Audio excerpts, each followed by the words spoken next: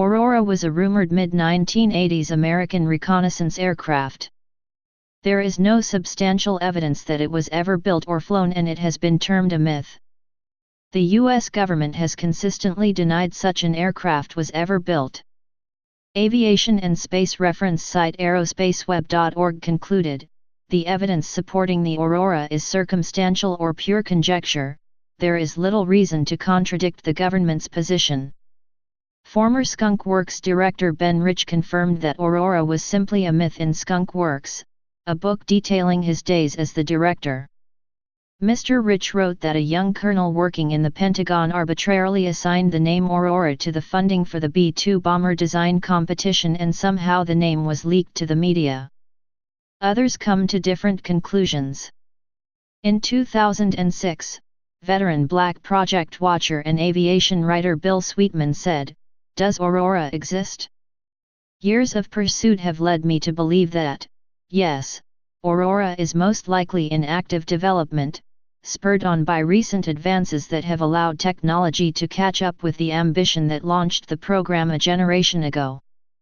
Background: the Aurora legend started in March 1990, when Aviation Week and Space Technology magazine broke the news that the term Aurora had been inadvertently included in the 1985 U.S. budget, as an allocation of $455 million for black aircraft production in FY 1987.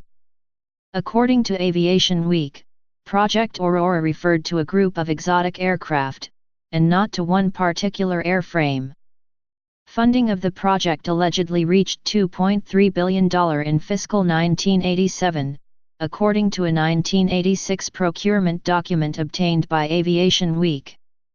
In the 1994 book Skunk Works, Ben Rich, the former head of Lockheed's Skunk Works division, wrote that the Aurora was the budgetary code name for the stealth bomber fly-off that resulted in the B-2 Spirit. Evidence: by the late 1980s, many aerospace industry observers believed that the U.S. had the technological capability to build a Mach 5, hypersonic speed, replacement for the aging Lockheed State Route 71 Blackbird. Detailed examinations of the U.S. defense budget claimed to have found money missing or channeled into black projects. By the mid-1990s, reports surfaced of sightings of unidentified aircraft flying over California and the United Kingdom involving odd-shaped contrails, sonic booms, and related phenomena that suggested the U.S. had developed such an aircraft. Nothing ever linked any of these observations to any program or aircraft type, but the name Aurora was often tagged on these as a way of explaining the observations. British sighting claims. In late August 1989, while working as an engineer on the jack-up barge GSF Galveston Key in the North Sea, Chris Gibson and another witness saw an unfamiliar isosceles triangle-shaped Delta aircraft, apparently refueling from a Boeing KC-135 Stratotanker and accompanied by a pair of F-111 fighter bombers. Gibson and his girlfriend watched the aircraft for several minutes, until they went out of sight. He subsequently drew a sketch of the formation. When the sighting was made public in 1992, the British Defence Secretary Tom King was told, "There is no knowledge in the MOD of a black program of this nature, although it would not surprise the relevant desk officers in the Air Staff and Defence Intelligence Staff if it did exist." A crash at RAF Boscombe Down in Wiltshire on September 26, 1994 appeared closely linked to black missions, according to a report in Air Forces Monthly. Further investigation was hampered by aircraft from the U.S. Air Force flooding into the base. The crash site was protected from view by fire trucks and tarpaulins, and the base was closed to all flights soon afterwards. An unsubstantiated claim on the Horst Canes Village website purports to show photos of the trail left after an unusual sonic boom was heard over the village in July 2002. In 2005, the information was used in a BBC report about the Aurora project. U.S. sighting claims. A series of unusual sonic booms was detected in Southern California beginning in mid to late 1991 and recorded by United States Geological Survey sensors across Southern California used to pinpoint earthquake epicenters. The sonic booms were characteristic of a smaller vehicle, rather than of the 37-meter-long Space Shuttle orbiter. Furthermore, neither the shuttle nor NASA's single SR-71B was operating on the days the booms had been registered.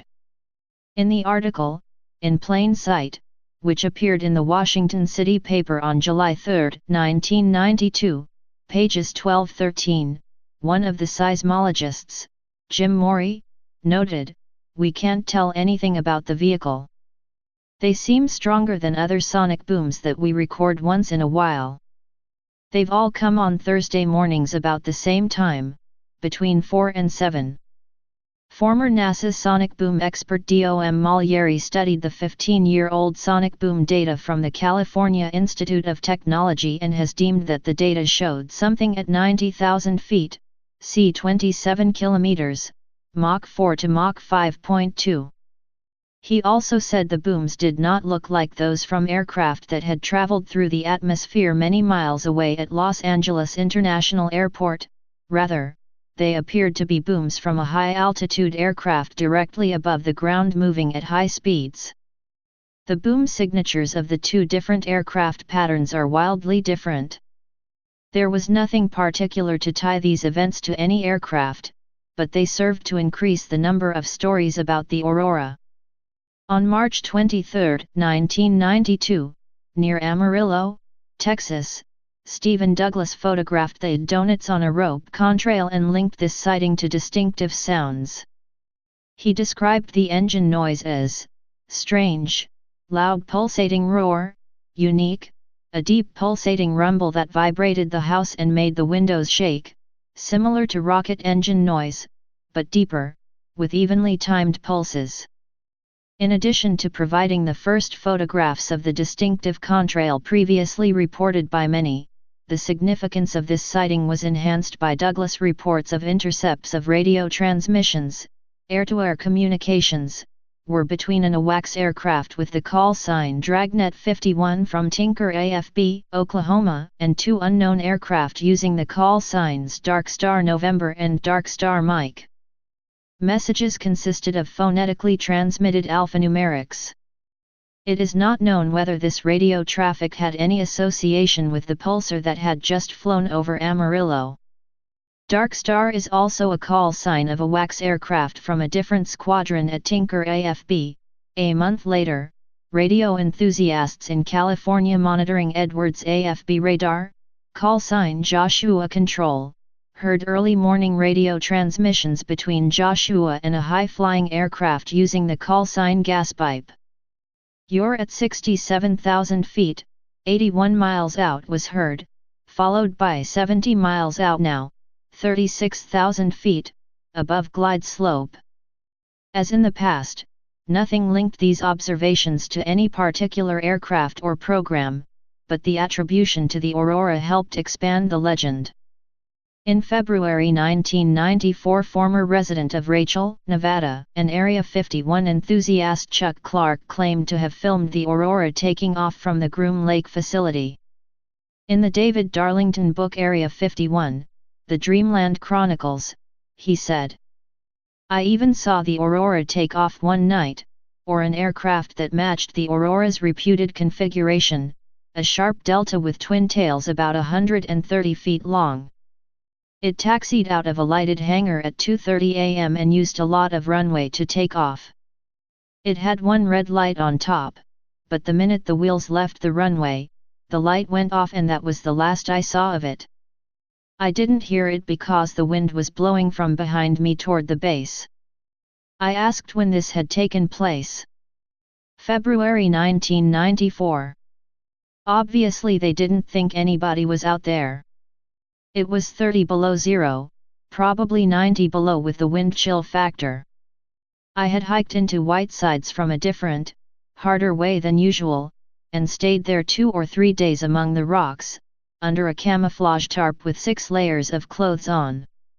I had an insulated face mask and 2 sleeping bags, so I didn't present a heat signature.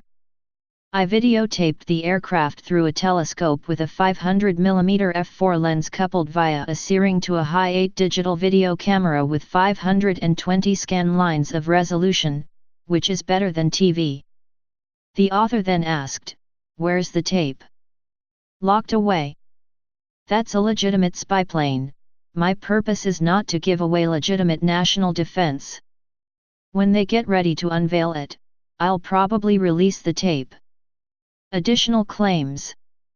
By 1996, reports associated with the Aurora name dropped off in frequency, suggesting to people who believed that the aircraft existed that it had only ever been a prototype or that it had had a short service life.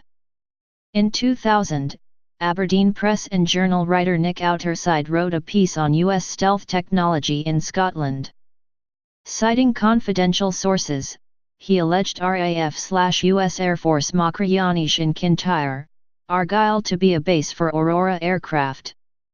Machrayanish is almost 2-mile, 3.2 kilometers, long runway makes it suitable for high-altitude and experimental aircraft with the fenced-off coastal approach making it ideal for takeoffs and landings to be made well away from eyes or cameras of press and public. Oceanic air traffic control at Prestwick, Outerside says, also tracked fast-moving radar blips. It was claimed by staff that a hypersonic jet was the only rational conclusion for the readings. In 2006, aviation writer Bill Sweetman put together 20 years of examining budget holes, unexplained sonic booms, as well as the Gibson sighting and concluded, "This evidence helps establish the program's initial existence. My investigations continue to turn up evidence that suggests current activity. For example, having spent years sifting through military budgets, tracking untraceable dollars and code names, I learned how to sort out where money was going. This year, when I looked at the Air Force operations budget in detail, I found a $9 billion black hole that seems a perfect fit for a project like Aurora." In June 2017, Aviation Week reported that Rob Weiss, the general manager of the Skunk Works, provided some confirmation of a research project and stated that hypersonic technology was now mature, and efforts were underway to fly an aircraft with it. Please subscribe and thanks for watching.